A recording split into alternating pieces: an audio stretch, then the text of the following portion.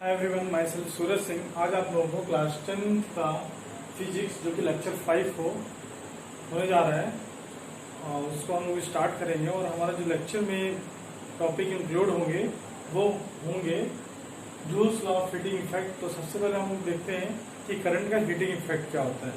फिर उसके बाद हम लोग पढ़ेंगे joules law of heating effect. उसके बाद पढ़ेंगे हम लोग पावर कंजम्पशन, कोई अप्लायंसेस कितना पावर कंज्यूम करता है, और उससे रिलेटेड ढेर सारे न्यूमेरिकल्स भी हम लोग करेंगे। तो चलिए हम लोग स्टार्ट करते हैं effect of current. Effect of current तो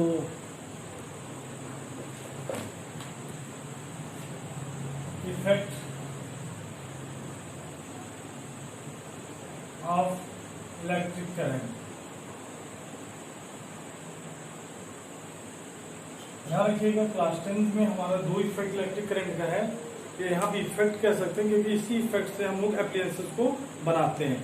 हमारा जो पहला इफेक्ट है वो है हीटिंग इफेक्ट। दूसरा हमारा इफेक्ट क्या होगा, हमने पहले टॉपिक में पहले ही दिन बात किया था, वो होता है मैग्नेटिक इफेक्ट।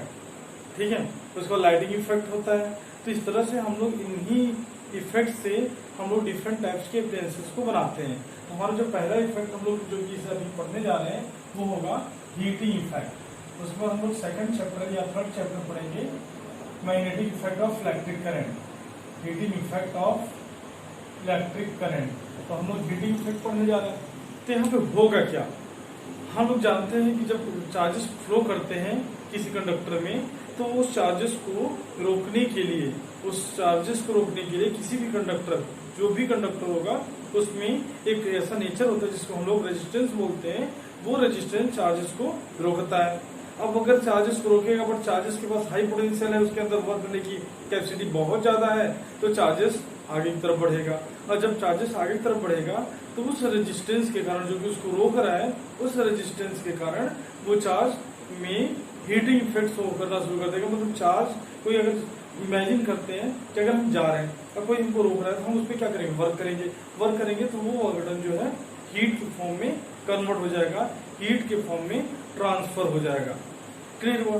तो इसी को हम लोग बोलेंगे heating effect of electric current. तो एक किसके कारण होता है, रेजिस्टेंस के कारण होता है। इसको जूल्स हीटिंग इफेक्ट भी बोलते हैं। जूल्स, क्योंकि इसको जो है जूल्स ने दिया था, इसको जूल्स हीटिंग इफेक्ट भी बोलते हैं। इसमें कोई डाउट नहीं है। तो जब चार्जेस मूव करेंगे तो रेजिस्टेंस के कारण चार्जेस को रोकने की प्रॉपर्टी आ जाती है नेचर में, कंडक्टर के नेचर में, जिसके कारण से उसमें एक हीट प्रोड्यूस होता है, जिसको हम लोग हीटिंग इफेक्ट में पढ़ेंगे।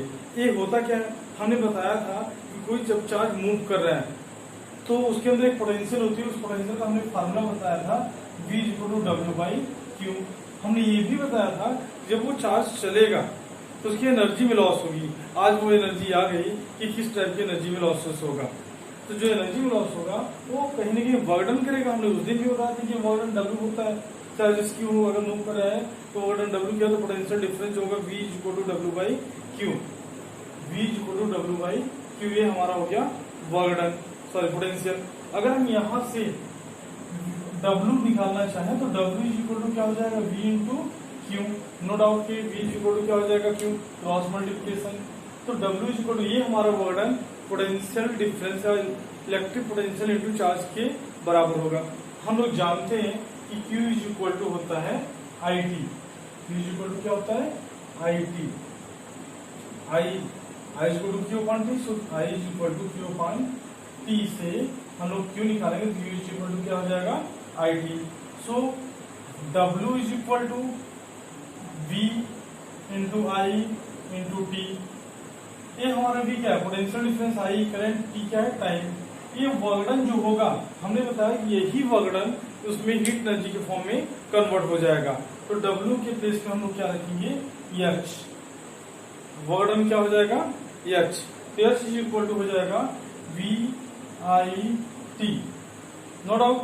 अब अगर हम V इतने फार्मूला बना देंगे, ये जो वर्कडन होगा यही वर्कडन हीट एनर्जी के फॉर्म में कन्वर्ट होता है। क्योंकि हमने बताया था कि कुछ न कुछ एनर्जी में लॉस होता है। आज वही एनर्जी का लॉस किस फॉर्म में हो रहा है, हीट एनर्जी के फॉर्म में लॉस हो रहा है। ये W जो वर्कडन हो रहा है वो हीट एनर्जी के इक्वल होगा। जितना ज्यादा वर्कडन होगा उतनी एनर्जी लॉस होगा।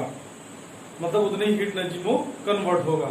अब वो किसमें ज्यादा होगा, तो हम लोग जानते हैं जो हीटर का वायर होता है वो नाइक्रोम वायर होता है, उसका रेजिस्टेंस बहुत ज्यादा होता है, जिससे उसमें वर्क डन अगर चार्ज मूव करते हैं तो उसमें वर्क डन ज्यादा होता है, जिसमें हीट एनर्जी प्रोडक्शन ज्यादा होता है। आप हीटर यूज करते हैं तो उसमें कौन सा वायर लगा होता है, नाइक्रोम का वायर लगा होता है, इसका वायर लगा होता है, नाइक्रोम का वायर लगा होता है, जिसके कारण से उसमें जो है हीट इफेक्ट ज्यादा होता है। क्यों हीट इफेक्ट ज्यादा होता है, क्योंकि उसका नेचर होता है कि रेजिस्टिविटी ज्यादा होने की, रेजिस्टिविटी ज्यादा होगी तो उसका रेजिस्टेंस ऑटोमेटिकली क्या होगा, ज्यादा होगा।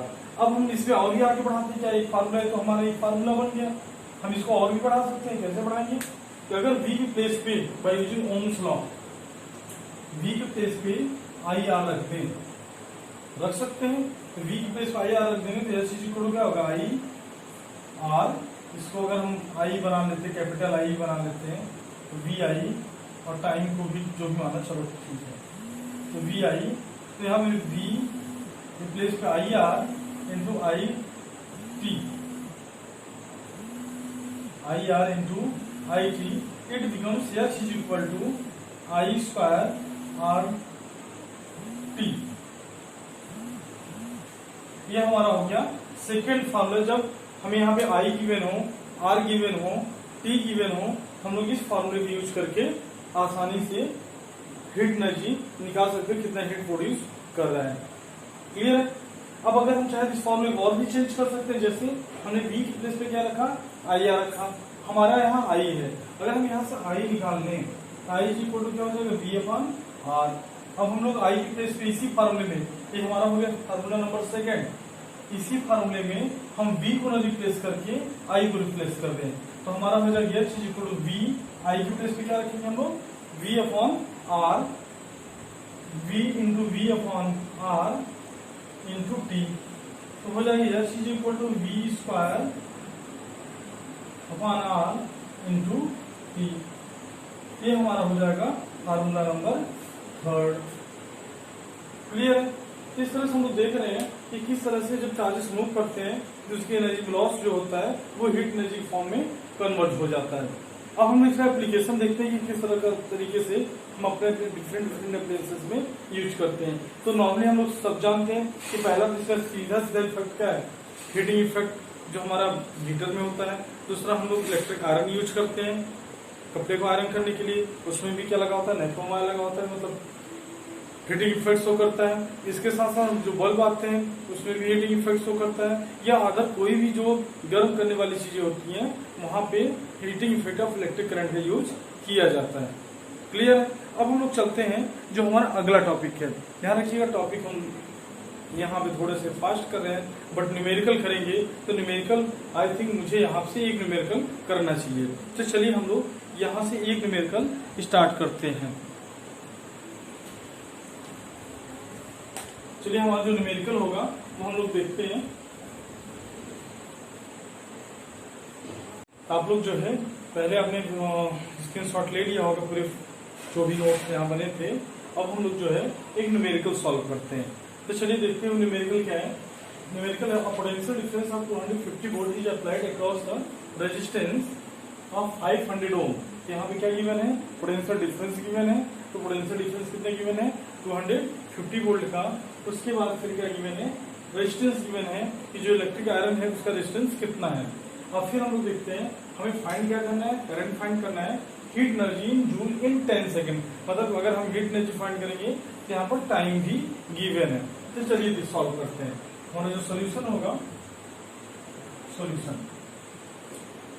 अब गिवन क्या है, तो जो जो गिवन है पहले हम लोग न्यूमेरिकल सॉल्व करते हैं। इसमें पहले ऐसे लिखते जो गिवन हो। गिवन क्या है, potential difference V is equal to 250 volt. Clear. फिर रेजिस्टेंस गिवन है, रेजिस्टेंस कितना गिवन है, R is equal to 500 ohm. फिर electric iron, calculate current. We have to find out first of all we have to find out current. So I is equal to by using Ohm's law V is equal to by Ohm's law हम लोग use करेंगे V is equal to IR। So I is equal to V/R। So by the formula V/R V is equal to 250 upon R 500। It gives us 0 0 cancel 0.5 5 to the 1/2 1/2 means 0.5 ampere. Unit of current is ampere. The first answer is 0.5 ampere. इसका answer हमें मिल गया कितना 0.5 ampere. Now अब हम लोग क्या करते हैं, हमारा दूसरा क्वेश्चन है, if the time is given t is equal to 10 second. Second solution, time is equal to 10 second, then we have to find out heat energy in joule. So we know that this is V, this is R and this is T. We have to use that formula in which these three things should be included, V, R, T. Otherwise हम लोग use कर सकते V I, T भी use कर सकते हैं क्योंकि हमारे पास I भी निकल चुका है. तो हम लोग देखते हैं H is equal to V square upon R into T या फिर VIT, जो भी लगाना हम लगा सकते हैं. तो V square upon R, V की वैल्यू कितनी है 250 square upon R that is 500 into T की वैल्यू कितनी की मैंने 10 second. So 250 into 250 upon 500 into 10. This cancel by this. Now 5 1 5, 5 2 10, 25 625, 625 into 2 that is 1250 joule. Clear, ये हमारा फॉर्मूला हो गया, सॉरी ये हमारा आंसर हो गया. अगर हम उसी क्वेश्चन को हम लोग VIT करके निकालें तो क्या आंसर अलग आएगा? नहीं, आंसर क्या होगा, सेम ही होगा. चाहे हम लोग VIT करके निकालें और चाहे हम, चलिए देखते हैं हम लोग.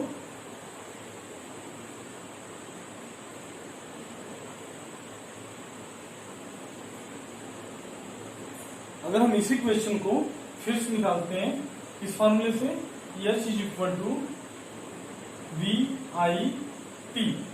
सो V की value, potential difference 500, sorry 250 into current I हम लोग निकाले थे 0.5 इंटू T 10. हम से मल्टीप्लाई करेंगे तो हो जाएगा हमारा 5 हो जाएगा 1250 जूल. हम लोग आसानी से VIT भी लगा करके निकाल सकते थे और V square upon R into T लगा करके भी निकाल लिए, इसमें कोई डाउट नहीं हुआ. आई होप कि आप लोगों को बहुत आसानी से, बहुत मजे से समझ में आ रहा होगा. इसके स्क्रीनशॉट भी ले सकते हैं और इसको नोट भी कर सकते हैं वीडियो को पॉज करके. तो चलिए हमारा जो दूसरा न्यूमेरिकल होगा वो आपके लिए होगा. आप उसको करिएगा, कर सॉल्व करने के बाद कमेंट सेक्शन में उसका आंसर लिखिएगा. तो चलिए हम लोग दूसरे न्यूमेरिकल की तरफ चलते हैं.